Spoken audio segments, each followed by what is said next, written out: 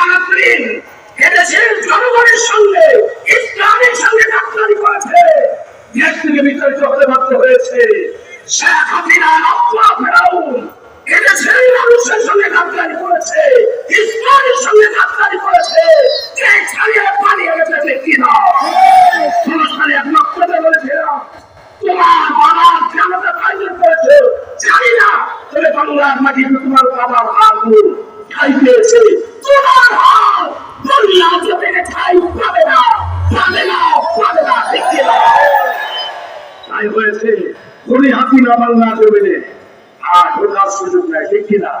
যদি ঢোকে তার জন্য ফাঁসি হয়েছে। কিন্তু এদেশে বাংলা, এই বাংলার জনগণ যখন করতে দেবে না, দেবে না, দেবে না। কারণ বাংলার মাটি থেকে ইসলামের সুগন্ধ ছড়াচ্ছে, এদেশের 7 লক্ষ মসজিদ থেকে আল্লাহর আওয়াজ বুলন্দ হয়, 70,000 বছর থেকে হাদিস পড়া হয়। এই জমিনে ইসলামের গল্প ছড়াচ্ছে। ঠিক কিনা? আল্লাহর ফজলে 6টি ইসলামী দল প্রায় ঐক্য হয়ে গেছে। ইসলামের পক্ষে যে যেখানে প্রার্থী হবে আপনারা কি সমর্থন করবেন? আমাদের অন্তরে একটু করে হয়তো প্রার্থী ঘোষণা হবে।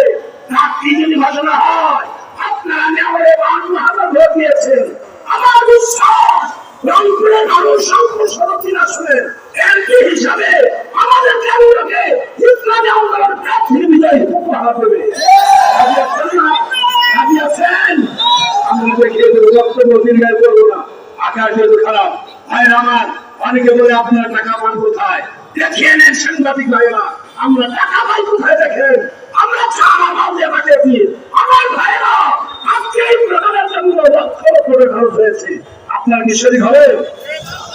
পকেটে হাত ঢোকান, পকেটে হাত ঢোকান। আমার ভাইয়েরা কে যেখানে আছেন আপনাদেরকে আপনি আপনারা প্রত্যেকটা ভাই বলতে পারেন ইসলামের জন্য আপনি বিশ্বে ফিলিস্তিনকে যারা মুক্তি দিয়েছে, যে ইসরায়েল ফিলিস্তিনকে পৃথিবীর মানচিত্রে মুক্তি দিয়েছে, আল্লাহ তাদেরকে মুছে দিচ্ছে। দেখি না বলে আমি বলবো, একটা দল বারবার ক্ষমতায় যাওয়ার জন্য নির্বাচনের কথা বলেন। আজকে আমাদের দাবি হলো সংস্কার। আচ্ছা বলেন, এক দল খাইও, খাওয়ার পরে কেউ পরিষ্কার করতে হবে না নাকি নোংরা অবস্থায় খাওয়া দেবেন? আমার ওই ভাইরা এত ব্যস্ত হয়ে গেছে নির্বাচন।